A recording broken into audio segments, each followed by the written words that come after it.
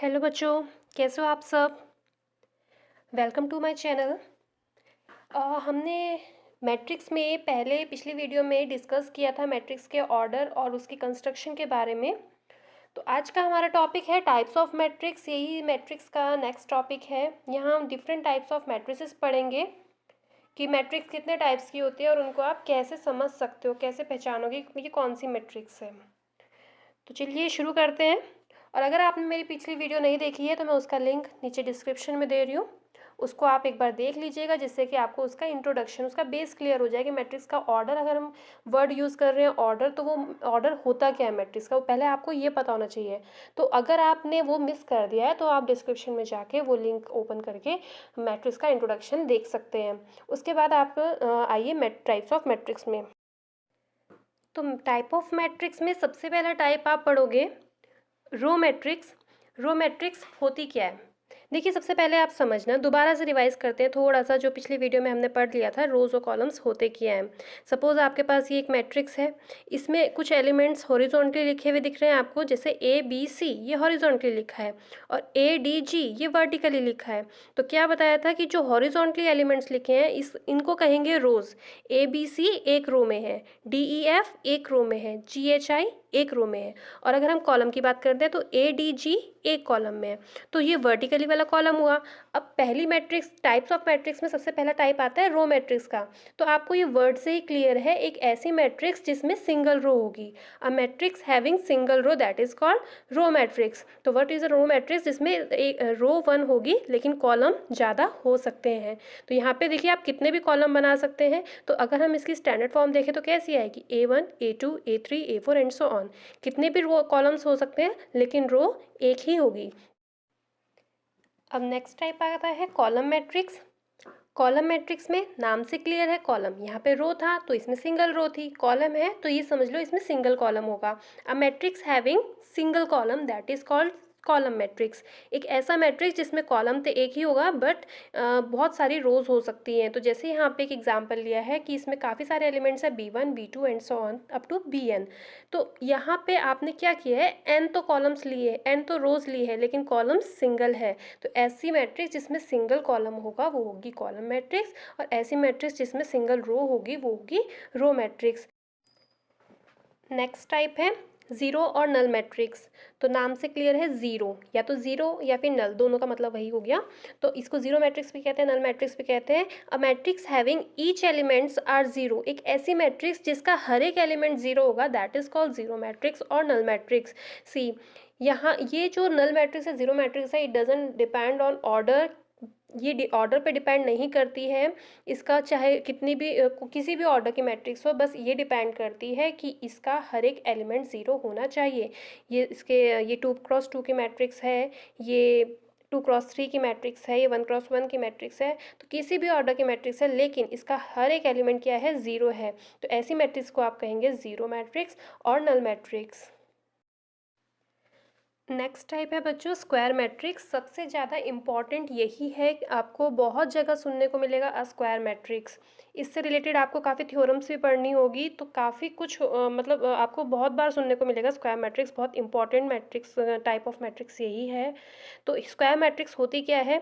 A matrix having same number of rows and columns. एक ऐसी matrix जिसमें number of रोज और नंबर ऑफ कॉलम्स सेम होंगे that is called square matrix. आप ये कह सकते हो जो n क्रॉस n की मैट्रिक्स होगी, मतलब उसका ऑर्डर क्या होगा, जितने उसकी रोज उतना ही उसका कॉलम। जैसे यहाँ पे इस वाली मैट्रिक्स में आप क्या देख रहे हैं, यहाँ पे 3 रो है और यहाँ पे 3 ही कॉलम है। तो ये 3 रोज एंड 3 कॉलम्स, तो इसका ऑर्डर क्या हुआ, 3x3। इसमें इसमें 2 रोज है और 2 कॉलम्स है, इसका ऑर्डर हुआ 2x2। तो ये क्या है, ये स्क्वायर मैट्रिक्स है जिसमें जितनी रोज हैं उतने ही उसके कॉलम्स हैं। तो number of rows and number of columns are same in that matrix that is called square matrix. Next है diagonal matrix. A square matrix having non diagonal elements are zero. देखो, कहा था ना स्क्वायर मैट्रिक्स को आपको कहीं जगह सुनने को मिलेगा। अब अगर डायगोनल मैट्रिक्स की बात कर रहे हैं तो डायगोनल मैट्रिक्स एक स्क्वायर मैट्रिक्स ही हो सकती है हमेशा। ये मैंडेटरी है कि डायगोनल मैट्रिक्स हमेशा स्क्वायर मैट्रिक्स में देखने को मिलेगी। लेकिन कौन सी स्क्वायर मैट्रिक्स डायगोनल मैट्रिक्स होगी? एक ऐसी स्क्वायर मैट्रिक्स डायगोनल मैट्रिक्स होगी जिसके नॉन डायगोनल एलिमेंट जीरो होंगे, सिर्फ एक डायगोनल ही देखो, जैसे इसका ये डायगोनल जा रहा है, ठीक है, यहाँ पे ए बी सी डी, बस ये एक एलिमेंट्स है जिनकी कुछ वैल्यूज है, बाकी सारे के सारे जो नॉन डायगोनल एलिमेंट्स हैं वो सारे जीरो होंगे। तो एक ऐसी मैट्रिक्स जिसके सारे नॉन डायगोनल एलिमेंट जीरो होंगे that is called diagonal matrix. इसको आप ऐसे भी लिख सकते हो और इसको DIAG फिर ब्रैकेट फिर सिर्फ ये डायगोनल वाले elements A B C D, अगर जो भी एलिमेंट्स है उनको लिख सकते हो। देखो यहाँ पे जब आप डायगोनल करोगे तो यहाँ पे इसके जो एलिमेंट्स लिखोगे कॉमा करके लिखोगे, लेकिन मैट्रिक्स के अंदर कभी भी एलिमेंट्स में कॉमा नहीं लगाते। अगर आप इस तरीके से लिख रहे हो DIAG करके तभी इसमें कॉमा लगाओगे, इस बात का ध्यान रखना है, ये मैट्रिक्स लिखने का तरीका होता है। नेक्स्ट है स्केलर मैट्रिक्स। स्केलर मैट्रिक्स क्या होगी? A square matrix having non diagonal elements are zero and all diagonal elements are equal. एक ऐसी स्क्वायर मैट्रिक्स जिसके सारे नॉन डायगोनल एलिमेंट्स जीरो होंगे लेकिन जो डायगोनल एलिमेंट्स होंगे वो भी इक्वल होंगे। इसको आप ऐसा भी कह सकते हो, a diagonal matrix having all diagonal elements are same. एक ऐसी डायगोनल मैट्रिक्स, देखो आपने पहले इससे पहले समझा है डायगोनल मैट्रिक्स क्या होती है। क्या होती है डायगोनल मैट्रिक्स? जिसमें सारे के सारे जितने भी ये नॉन डायगोनल एलिमेंट्स आ रहे हैं, इस डायगोनल को छोड़ के जितने भी ये एलिमेंट्स आ रहे हैं ये सारे जीरो होंगे, तो ये हो गई एक डायगोनल मैट्रिक्स। लेकिन इस डायगोनल मैट्रिक्स में भी ये जो डायगोनल एलिमेंट्स हैं अगर ये भी सेम हो जाएं तो इसको कहेंगे स्केलर मैट्रिक्स। अगर ये अलग अलग हैं, जैसे ये अलग हो गया 5 हो जाएगा, ये 2, ये -1, तो ये हुई डायगोनल मैट्रिक्स। लेकिन अगर ये सारे सेम है, इन सबकी वैल्यू, जैसे यहाँ पे एक एग्जांपल लिया है 5 5 5, ये सारे के सारे अगर एलिमेंट्स सेम हो जाएंगे तो इसको कहेंगे स्केलर मैट्रिक्स। और अगर ये वाले एलिमेंट्स अलग अलग होंगे तो इसको कहेंगे डायगोनल मैट्रिक्स। नेक्स्ट है यूनिट मैट्रिक्स, जिसे आइडेंटिटी मैट्रिक्स भी कहते हैं। देखो एक वर्ड आ रहा है आइडेंटिटी और एक वर्ड आ रहा है यूनिट। यूनिट वर्ड से ही आपको क्लियर है वन, यूनिट जहाँ भी आएगा वो सिंगल वन के लिए आता है। और आइडेंटिटी एक ऐसा वर्ड है कि आइडेंटिटी क्या होती है, देखो मल्टीप्लिकेशन आइडेंटिटी क्या होती है, वन होती है। किसी भी नंबर को अगर आप वन से मल्टीप्लाई करते हो तो वो नंबर अनचेंज रहता है। सिमिलरली एक आइडेंटिटी मैट्रिक्स ऐसी मैट्रिक्स होती है जिसको किसी भी मैट्रिक्स से अगर मल्टीप्लाई करते हैं तो वो अनचेंज रहती है। इसकी डेफिनेशन आप दे सकते हो, a square matrix having non diagonal elements are zero and diagonal elements are one. आपने स्क्वायर मैट्रिक्स समझ ली, डायगोनल मैट्रिक्स समझ ली, स्केलर मैट्रिक्स समझ ली। आप इसको ये भी कैसे समझ सकते हो कि एक ऐसी स्केलर मैट्रिक्स है, स्केलर मैट्रिक्स में क्या होता है, इसमें सारे के सारे जो ये डायगोनल एलिमेंट्स होते हैं ये सेम होते हैं। बस यहाँ आइडेंटिटी मैट्रिक्स में क्या हो जाएगा, ये सारे के सारे एलिमेंट्स वन हो जाएंगे। तो एक ऐसी स्क्वायर मैट्रिक्स जिसमें हर एक के नॉन डायगोनल एलिमेंट्स तो जीरो होंगे और ये जो डायगोनल वाले एलिमेंट्स होंगे ये वन होंगे। और बच्चों आपको एक चीज़ का और ध्यान रखना है, हम बार बार डायगोनल की बात कर रहे हैं तो ये डायगोनल ऐसे ही लेना है, यहाँ पे फर्स्ट पोजीशन होनी चाहिए। कभी भी उल्टा डायगोनल मत लेना, काफ़ी बच्चे ऐसी गलतियाँ करते हैं, तो ये कभी नहीं लेना, हमेशा यहाँ फर्स्ट से स्टार्ट करना है। तो ये वाला डायगोनल आपको लेके चलना है हमेशा। तो आइडेंटिटी मैट्रिक्स क्या हुई, जिसमें नॉन डायगोनल एलिमेंट्स तो जीरो हुए और डायगोनल एलिमेंट्स वन हुए। आप लिख सकते हो a diagonal matrix having diagonal elements are one. तो एक ऐसी डायगोनल मैट्रिक्स जिसके सारे के सारे एलिमेंट्स वन है। अब इसमें इसका ऑर्डर देखा जाता है, इसको हमेशा जब भी आप आइडेंटिटी मैट्रिक्स या यूनिट मैट्रिक्स को शो करेंगे तो हमेशा इसका स्टैंडर्ड सिंबल आई ही रहता है। कहीं भी आपको आई लिखा हुआ मिलता है तो वो शो करता है एक आइडेंटिटी मैट्रिक्स को, और आई के सफिक्स पे एक नंबर लिखा मिलेगा, वो नंबर होता है उसका ऑर्डर। जैसे यहाँ पे I3 लिखा है तो इसका मतलब एक आइडेंटिटी मैट्रिक्स जिसका ऑर्डर 3x3 है। ऑर्डर आपको पहले समझा चुके हैं, ऑर्डर 3x3 का मतलब इसमें 3 रोज होंगी और 3 कॉलम्स होंगे।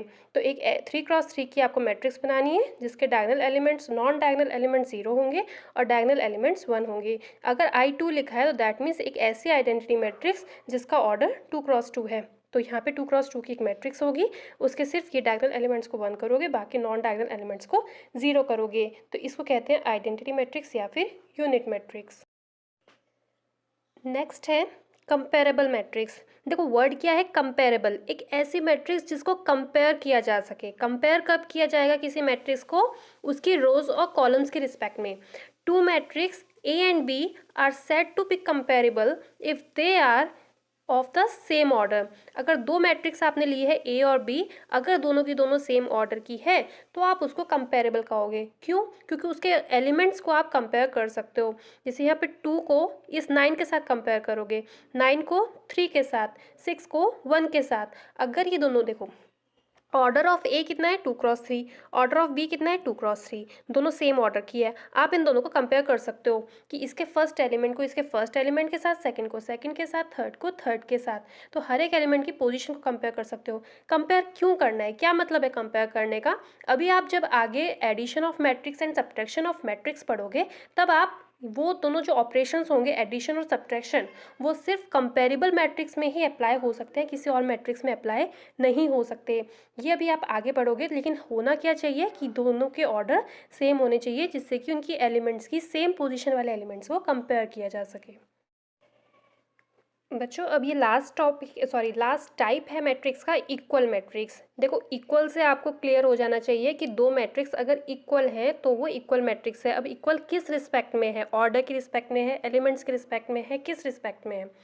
Two matrix A and B are said to be equal if they are same order and their corresponding elements are equal। अगर उनका ऑर्डर भी सेम है और उनके कॉरस्पॉन्डिंग एलिमेंट्स भी सेम है तो वो दोनों मैट्रिक्स क्या होंगी? इक्वल मैट्रिक्स होंगी।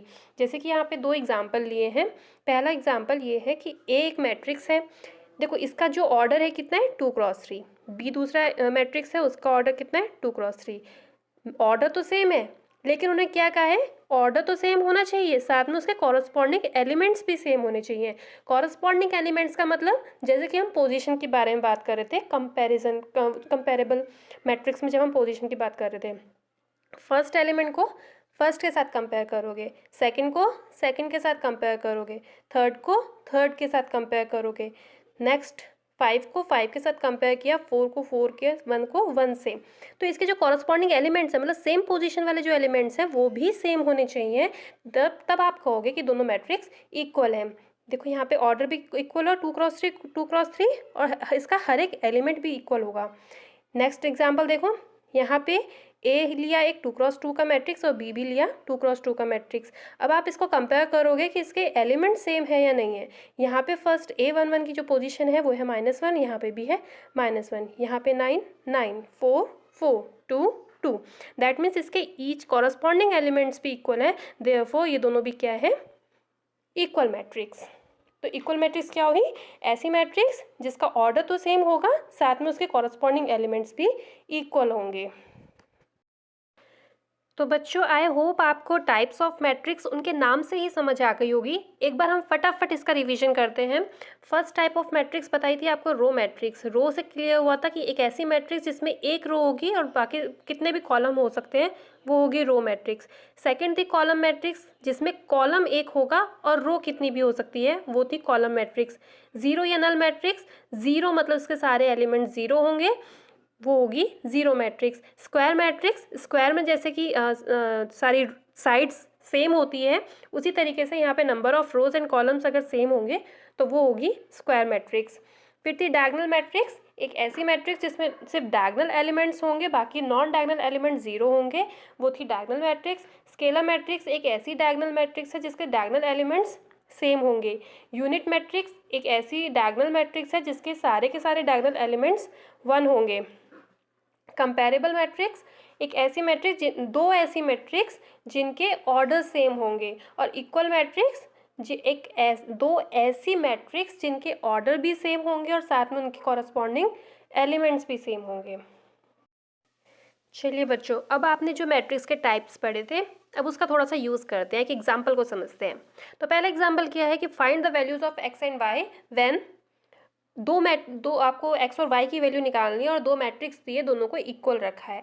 अब देखो इक्वल रखा है तो आप ये कह सकते हो ये इक्वल मैट्रिक्स है और इनका कंपैरिजन करना पड़ेगा। इक्वल मैट्रिक्स क्यों है? क्योंकि दोनों का ऑर्डर सेम है और यहाँ पे इक्वल साइन लगा तो डेफिनेटली ये इक्वल ही है, इसी वजह से, राइट। तो इक्वल मैट्रिक्स क्या होती है? एक तो उनका ऑर्डर सेम है तो ऑब्वियसली इसका 2x2 का ऑर्डर है, ये भी 2x2 का ऑर्डर है, और सेकेंडली उनके कॉरस्पॉन्डिंग एलिमेंट्स भी सेम होते हैं। तो दैट मीन्स यहाँ पे अगर 2x + 5 दिया है और यहाँ पे x - 3 दिया है और दोनों इक्वल मैट्रिक्स है, तो दैट मीन्स ये वाला एलिमेंट और ये वाला एलिमेंट इसका सेम होगा। तो आपको क्या करना पड़ेगा? इनके एलिमेंट्स को कंपेयर करना पड़ेगा और कंपेयर करने के बाद आपको x और y की वैल्यू मिलेगी। तो लेट्स स्टार्ट द सॉल्यूशन। तो क्या करेंगे, अब इसका कंपैरिजन शुरू किया तो देखो 2x + 5 को x - 3 के इक्वल रखेंगे, तो यहाँ हमने 2x + 5 को x - 3 के इक्वल रखा। अब आप सेकंड एलिमेंट देखो, यहाँ पे 7, यहाँ पे भी 7 है, तो ये तो इक्वल है, न्यूमेरिक वैल्यू है। यहाँ पे भी 0 है और यहाँ पे भी 0 है, ये भी इक्वल दे रखे हैं। यहाँ पे 3y - 7 है और यहाँ पे -5 है, इन दोनों को आपको इक्वल रखना है। तो यहाँ पे आपने 3y - 7 = -5 रखा। अब आपको ये दोनों इक्वेशन मिली, इन दोनों इक्वेशन को सॉल्व करना है और सिंपली इसकी x और y की वैल्यू फाइंड आउट करनी है। तो इसका सॉल्यूशन स्टार्ट किया। पहले आपने फर्स्ट इक्वेशन लिया, फर्स्ट इक्वेशन में 2x + 5 = x - 3 था। x वाली वैल्यू x वाले एलिमेंट्स एक साइड कर लिए और कांस्टेंट टर्म्स एक साइड कर लिए, इसको सॉल्व कर दिया। तो यहाँ पे x की वैल्यू आई है -8। नेक्स्ट इक्वेशन नंबर 2 ली, 3y - 7 = -5। यहाँ पे माइनस का 7 इधर आया +7, -5 + 7 दैट इज इक्वल्स टू 2, और यहाँ पे 3 मल्टीप्लाई में था, इसको राइट हैंड साइड में लेकर तो ये डिवाइड में आ गया। तो यहाँ से y की वैल्यू आई 2/3 और x की वैल्यू आई -8। तो बच्चों आई होप आपको टाइप्स ऑफ मैट्रिक्स भी समझ आ गए होंगे और इनको कैसे कंपेयर करना है और कैसे पहचानना है ये सब आपको समझ आ गया होगा। इसमें कुछ टर्म्स आपकी यूज़ हुई हैं, रोज़, कॉलम्स, ऑर्डर। तो ये सारी टर्म्स अगर आपको कन्फ्यूजन है थोड़ा भी कि रोज़ क्या होती है, कॉलम्स क्या होती हैं, ऑर्डर्स क्या होते हैं, तो ये आप अब मेरी फर्स्ट वीडियो में देख सकते हो, जो कि जिसकी लिंक मैंने डिस्क्रिप्शन में दी हुई है। और अगर आपको मेरी ये वीडियो पसंद आई है तो प्लीज़ लाइक कीजिए, सब्सक्राइब कीजिए और शेयर कीजिए। Thank you.